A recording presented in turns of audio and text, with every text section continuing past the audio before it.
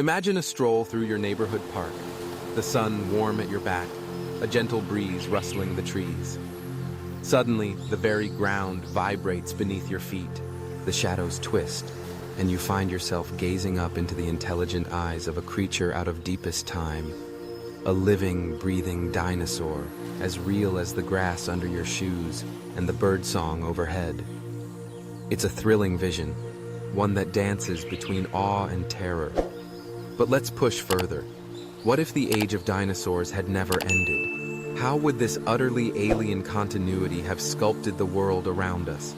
What fierce beauty and strange dangers would we share our cities and countrysides with, from leafy boulevards to the most inconspicuous corners of our wild spaces? First, we must consider which branches of dinosaurs could have defied the odds when the asteroid that marked the end of their era fell. The giants like Triceratops, or the magnificent lumbering Argentinosaurus, with their massive bulk demanding tons of vegetation, might have struggled. But smaller dinosaurs, those cousins to our modern birds, demonstrated adaptability, cleverness, and resilience. Imagine Archaeopteryx descendants, creatures with keen eyes and nimble bodies, some feathered for warmth, others boasting plumage for display or agility. Their evolutionary line, already spiraling toward the diversity we see in birds, might burst forth in forms at once familiar and otherworldly. Visualize a world where such avian dinosaurs stalk the urban periphery. You might see something standing as tall as a man, its arms tipped with claws just robust enough to unsettle, its jaws lined with teeth for snatching small mammals, or unwary trash, competing with raccoons beneath the glow of city lights. Picture massive, flightless relatives akin to modern ostriches, stalking savannas and grasslands, each stride echoing the pulse of ancient times. Their plumage would range from dusky blacks to dazzling, iridescent hues, the result of millions of years of pressure from predators, mates, and ever-changing climates. And what of the herbivores, those eternal browsers and grazers whose descendants might resemble deer-sized Thescelosaurus? These creatures, fleet of foot, shrewd and wary, would occupy the same meadows as our antelopes or kangaroos. In areas of dense forest, you might glimpse a 6-foot nimble herbivore vanishing between trunks, nibbling bark and tender shoots, tail acting as counterbalance in their rapid escape from predators. Other dinosaur species could have evolved long necks to reach leaves unfathomably high, nudging giraffes to evolve even taller as ecological arms races unfold across continents. In this parallel now, predator-prey dynamics shimmer with complexity. Apex predators resembling dinosaurian versions of big cats would stalk both ancient and modern prey. The line between dinosaur and mammal becomes blurred on the hunting grounds.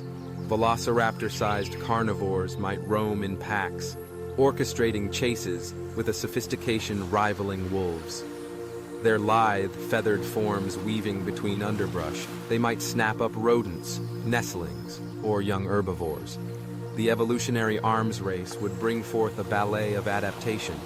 Mammals might adopt more cryptic coloring or agility, dinosaurs more cunning or enhanced senses. Some dinosaurs might even adapt to aquatic niches, filling roles normally held by crocodiles, otters, or beavers.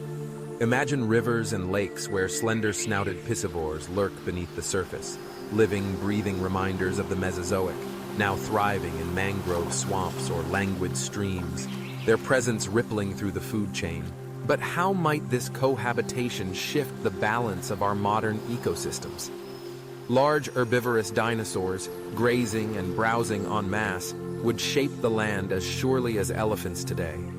Their relentless feeding would keep forests thinner, creating parkland environments, more grass, fewer underbrush thickets. Savannas might spread across regions that are now dense woodlands, altering fire regimes, plant diversity, and even the behavior of other animals. The sound of a herd moving through the dawn, crunching stems, could be as common as the lowing of cattle is now. And as balance is maintained by nature's predators, carnivorous dinosaurs would cull herds, regulating numbers and driving migrations. Their presence would force herbivores, dinosaur or mammal alike, to stay vigilant, shaping a world in flux, never stagnant.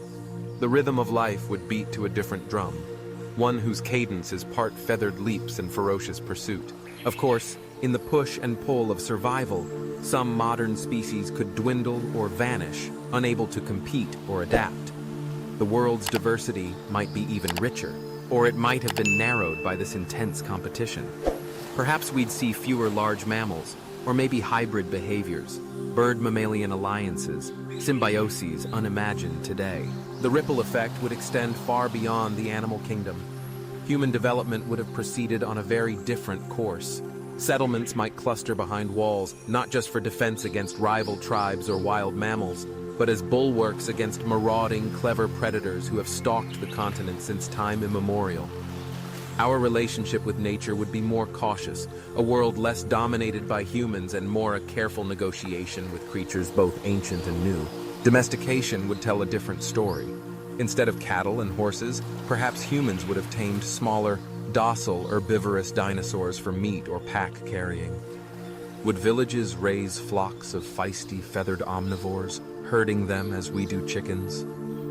Our myths, art, and culture would be filled with dinosaurian motifs, our fears and aspirations interwoven with tales not only of hunting mammoths, but also outsmarting lithe, cunning raptors. Conservation efforts in this world would be monumental in scale. With giants wandering the landscape, protected reserves and corridors would need to be vast, allowing herds to roam and predators to hunt without crossing into human settlements. Conflict between people and dinosaurs would be common, leading to ingenious inventions, luminous barriers or ultrasonic deterrents. Everything to keep our agricultural fields and nighttime wanderers safe. Climate change would strike a chord familiar to scientists and everyday citizens alike. Enormous, heat-sensitive dinosaurs might struggle, retreating to temperate zones as the world warms, while adaptable smaller species spread far and wide. The stress on ecosystems would intensify, sparking urgent campaigns to safeguard migratory corridors and guarantee water access for these massive relics of the Mesozoic. Ecologists would face the monumental task of balancing dinosaur needs with those of mammals, plants, and human societies, forever reshaping our conception of what it means to be stewards of the living world. As you ponder this grand alternate timeline, consider not just the thrill of sharing your morning commute with the shadow of a titanic sauropod, or hearing the pre-dawn cry of a predatory, feathered dinosaur in your backyard. Consider the intertwined destinies of all life, how extinction events are moments both of loss and rebirth, how our world is the product of stories that might have unfolded so differently. In this world of possibility, dinosaurs are not just bones in a museum. They are our fellow travelers, co-authors of Earth's ever-unfolding narrative, a story of survival, adaptation, and the never-ending dance of change. What wonders, what anxieties, what beauties would such a shared world bring? Only imagination can begin to answer, and only awe can truly capture its magnitude.